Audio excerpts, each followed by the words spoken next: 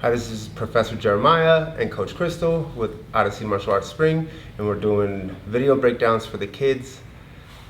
And this is the side control escape, the Pummel escape, one of the harder ones for the kids. So,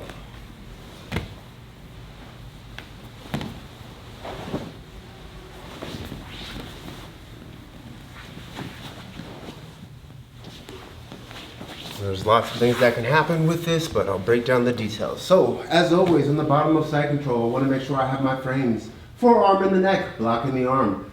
From here, I'm going to do a directional bridge into them and then come to my side. I have my top shoulder pointed forward, and now my arm comes under to pummel. So I scoop my elbow up, lifting their body weight, and my hand goes up to the ceiling.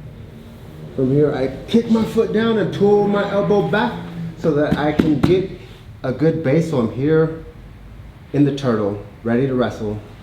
And now the simplest takedown is I grab the far knee, the far ankle, pull, drive, and I can walk myself either direction, walking over their legs or past their legs on the same side. Either way works, but I've successfully gone from the bottom of side control to top side control, so I have a position I can attack from.